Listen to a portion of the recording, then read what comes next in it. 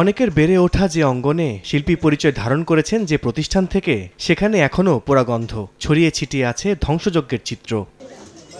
বৃহস্পতিবার সকালে চলচ্চিত্র ও টেলিভিশনের প্রিয় মুখ এসেছেন তাদের প্রিয় প্রতিষ্ঠান বাংলাদেশ টেলিভিশন পরিদর্শনে। এ সময় পুড়ে যাওয়া বিভিন্ন স্থাপনা শিল্পীদের ঘুরে দেখান সংস্কৃতি প্রতিমন্ত্রী। সব ষড়যন্ত্র রুখে দিয়ে দেশবাসীকে মুক্তিযুদ্ধের চেতনায় ঐক্যবদ্ধ হওয়ার আহ্বান জানান তারা। আমরা সকলে এই ধ্বংসযজ্ঞের পিছনে যারা রয়েছে তাদের যোগ্য শাস্তি চাই।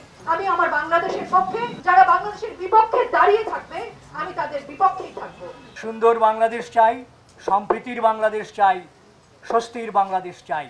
প্রত্যেকটা মৃত্যুর সুস্থ সুন্দর তদন্ত করে তাদেরকে বিচারের আওতায় আনা হবে। আমরা এই দেশদ্রোহী রাষ্ট্র বিরোধী শক্তিকে বাংলাদেশ থেকে সারা জীবনের জন্য আমরা বহিষ্কার করব।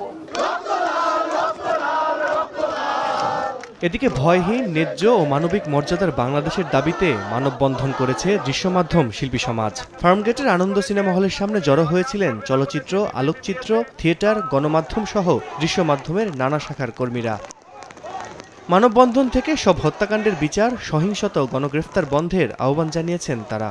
আমি কোনো ঢেকে কোনো কথা বলতে চাচ্ছি না আসলে, আর এটা এর বিচার যতদিন পর্যন্ত না হবে ততদিন পর্যন্ত বাংলাদেশের কোনো মানুষ শান্তি পাবে না। হত্যা, রক্ত এগুলো দেখতে চাই না, এগুলোর বাইরে আমরা থাকতে চাই, আমরা শান্তি চাই। যারা গ্রেফতার হয়েছে আমরা তাদের মুক্তি চাই, মিথ্যা মামলা যারা গ্রেফতার হয়েছে এবং যাদের হত্যা হয়েছে সেসব হত্যার বিচার চাই। ছাত্ররা যে আন্দোলন করছে সেই আন্দোলনের সাথে সংহতি জানিয়ে আমরা আজকে এখানে দাঁড়িয়েছি শিল্পী সমাজ। যে কোনো বিবেক সম্পন্ন মানুষই চাইবে যেন এই ঘটনা আর না ঘটে। নতুন প্রজন্মের সমস্ত দাবি, ছাত্রদের সমস্ত দাবি মেনে নেওয়া হোক। আমার সন্তান এই পরিবেশে বেড়ে উঠবে না, কারণ দেশটা আমার, দেশটা সংস্কার করব আমরা। ছাত্রদের এই 9 দফার সাথে সংহতি পালন করে ওদের পাশে দাঁড়ানো উচিত।